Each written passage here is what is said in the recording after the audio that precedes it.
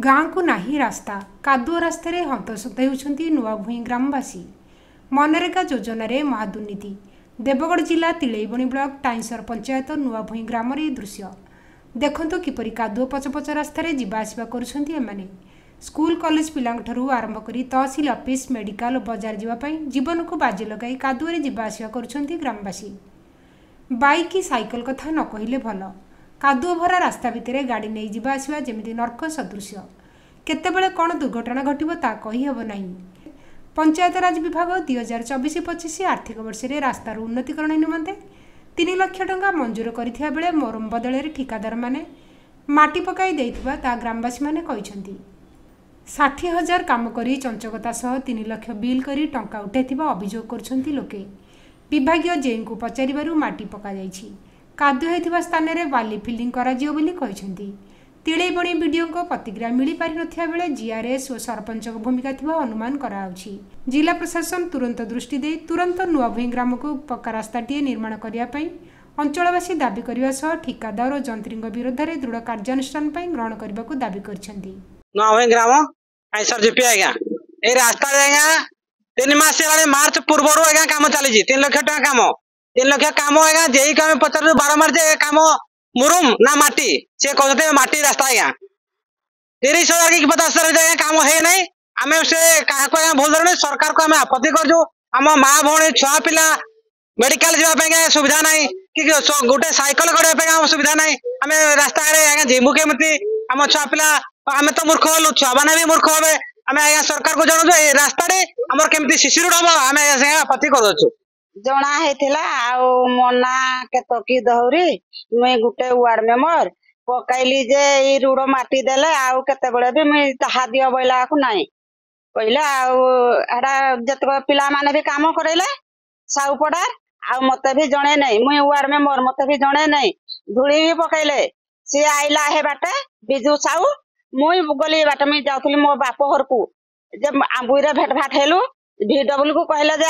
आउ आमे ward member को जणाई करूजु मुई आइला को मो बापर संजय फिर सांगे सांगे बेबड़ सुविधा फेला को धोड़ी पकाई सारथले ना कोन असुविधा कोन अछि वर्तमान मां भौणी माने कहि जाई नै परबा क्लास छुआ माने जाई नै परबा के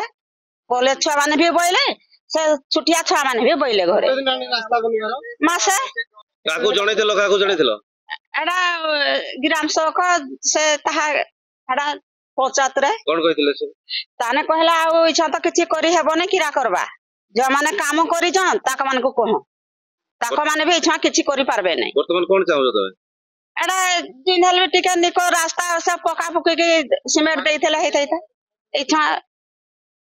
एडा तो जते में ताके मुरुम पकाइले भी एडा इबडी होजी ना पर्वतर पानी आउजी परंतु नामे रास्ता राजी 3 लाख कामला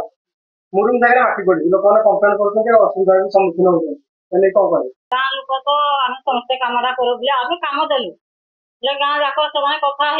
आम गाँ जाक करू कामटा रास्ता काम आम असुविधा होचे आमको काम दियो आम काम करू बोले आम देदेलु काम से गाँ जाक कथा मीटिंग करी गाँ जाक मत नहीं कह मैडम से कहते जे गोटे 4-5 जन लोक ही करछन तो 4-5 जन कर गाँ मत नहीं 5 जन को दे जते मैडम माटी पड़ी एने को कहले